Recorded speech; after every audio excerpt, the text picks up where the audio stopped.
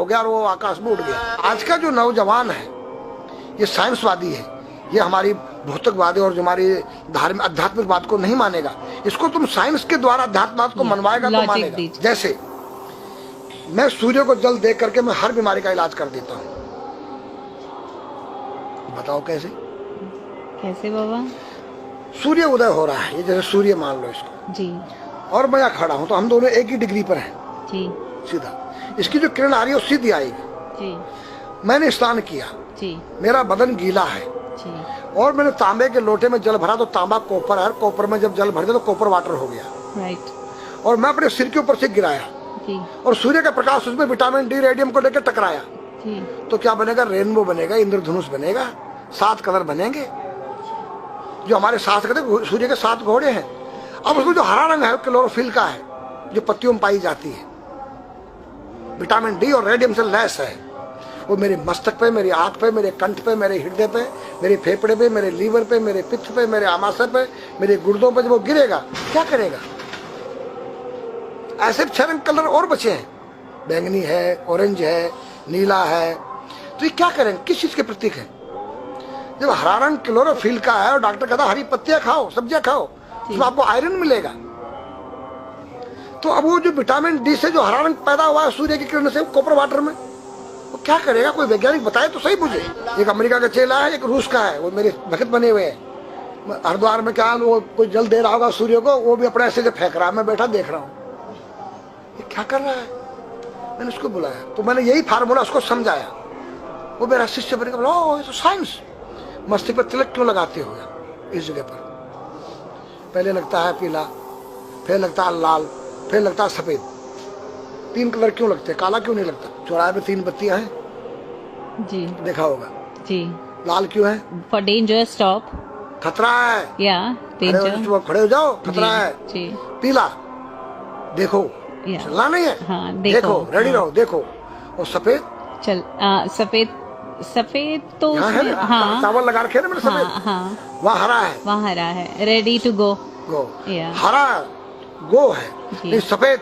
अगर युद्ध हो रहा है, गोलियां चल रही है, सफेद झंडा लहरा दिया जाए, पीस, शांति का प्रतीक है। चावल ठंडा होता है और हमारी यहाँ पर सुषुम्ना नाम की नाड़ी है जी। लाल कलर है कि तुम इस योग सहयोग में आके तुम बैठ सकते हो कि नहीं? ये माहौल तुम्हारे योग्य है या नहीं? या जुआ चल रहा है, या शराब पी जा रही है, क्या तुम बैठ सकती हो? देखो पीला कलर है, देखो, आना नहीं, जाना नहीं, देखो। ओ खतरा है या ठीक नहीं है, चलो। और सफेद शांति जी, क्या है? शांति है, बैठ सकते हैं। तो ये हमारी जो है संस्कृति में एक वैज्ञानिक है। जब हम खाते गैस बनती है, तो चावल जब पानी में भीगे मत ठंडा हो जाता है और हमारी सुषुम्ना नाड़ी पर जब लग गया है तो उस नाड़ी को ठंडा करने लग गया है। उस नाड़ी से कोई गर्म गैस को ऊपर चढ़ने नहीं देगा। और हमारे सिर ब्रह्मांड में, हमारे सिर के अंदर कोई ऐसी वायु गैस जाकर तुम्हारे सिर को परेशान नहीं कर सकता है। तो मेरे पास जितने हमारे शास्त्र पुराण ग्रंथ हैं, ये साइंस है। मैं साइंस के द्वारा इन वैज्ञानिकों को समझा सकता हूँ और रगड़ा सकता हूँ। कहा जाता है कि नागा बाबा जो हैं वो कुंभ मेले के बाद विलुप्त हो जाते हैं, ऐसा कुछ है क्या? ऐसा नहीं है। जैसे हम गंगोत्री धाम हिमालय में रहते हैं जी, वहाँ मुझे हिमालय पसंद आया जी। क्यों? कि तुम गर्मी से बचने के लिए तुम्हारे रूम में एसी लगी है जी, ठंडा पानी पीने के लिए तुम्हारे पास कृत्रिम जो है फ्रिज लगा है जी, हवा लेने के लिए तुम्हारे को पंखे या कूलर जो है कृत्रिम लगे हैं। लेकिन भोलेनाथ बाबा ने मेरे लिए नेचुरल एसी लगा रखी है और नेचुरल फ्रिज लगाया है, नेचुरल पंखे लगे हैं। जो मैंने सब कुछ त्याग दिया। छाती में तो मैं कुछ लेके नहीं जा सकता हूँ, चाहे मेरे पास अरबों खरबों रुपया जी, खाऊंगा मैं उतना ही जितनी मेरी पेट के अंदर भूख है। पढ़ना लिखना ये तो सहज चातुरी, काम धैन मन बस करन गगन चढ़न मुश्किल। काम धैन मतलब अपने वीर्य को कंट्रोल करना, अपने मन को कंट्रोल करना और अपने प्राण को ब्रह्मांड में यहाँ ले जाना। ये खोपड़ी क्या है? ब्रह्मांड है, उसको कहते हैं समाधि। सारे शरीर के प्राणों इकट्ठा करके इस ब्रह्मांड में मस्तिष्क में ले जाके बैठ जाना, जिसको ब्रह्मरंध्र कहते हैं, उस गुफा के अंदर। ये 3 वस्तु मुश्किल है, सब आसान है। अपरिग्रह मतलब उतना रखो जितना तुम्हें आवश्यकता है, अधिक मत रखो। अब तुम अष्टांग योग जो है पतंजलि लगा रहे हो और व्यापार बिजनेस चालू है, मेरी दूध को ले लो, टूथपेस्ट ले लो, और मेरा आयुर्वेदिक अंडरवियर आ गया है, मैंने बोला वो कैसा है कि मैंने गंगा जल में जड़ी बूटे के रस में धागे भिगोए थे तब बनाया था। और मेरा दावा है कोई कितना योग कर ले कोई स्वस्थ नहीं रह सकता है, क्यों? खान पीन तुम्हारा केमिकल, वायु में तुम्हारा केमिकल, पानी में तुम्हारा केमिकल। अब जो तुम आरओ का पानी नहीं पी रहे हो उसके पानी के गुण ही नष्ट हो गए सब। उत्तर को सिर करके सोना क्यों मना किया है साइंस ने? हमारे शास्त्र मना करते हैं। हम उत्तर को सिर करके सोएंगे, दक्षिण को पैर करके। हम जब उठेंगे तो हमारी दृष्टि कहां? दक्षिण की तरफ जाती है।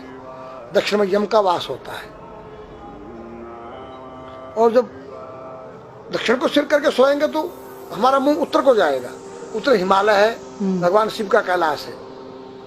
साइंस कहता है कि पृथ्वी के उत्तर ध्रुव दक्षिण ध्रुव है। पृथ्वी कैसी है पता है?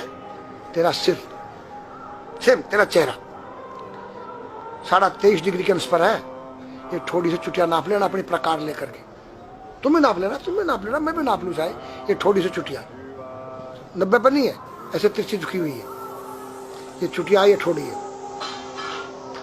66.5 डिग्री कोण बनाती है। तो ये जो चुंबकीय मैग्नेट पावर है उत्तर से नॉर्थ से साउथ तक, हम जब सिर उत्तर की तरफ करेंगे तो ये नॉर्थ है, वो नॉर्थ है। नॉर्थ को नॉर्थ धक्का मारेगा तो तुम्हारे दिमाग में और तुम्हारे हार्ट में डिस्प्रोजन होगा और बैलेंस बिगाड़ेगा। इसलिए साइंस भी कहता है कि उत्तर की ओर सिर मत करो, और हमारे शास्त्र भी कहते हैं कि उधर मत करो, नीचे उधर दक्षिण की तरफ यम का वास है, उनकी तरफ दृष्टि पड़ती उठते ही।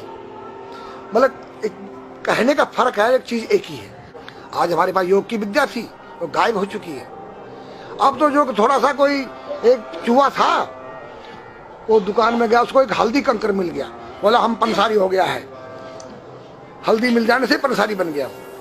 जो पीटी स्कूल में कभी किया होगा आप लोगों ने, पढ़ा होगा स्कूल में, उसी को योग कह रहे हैं। योग क्या है?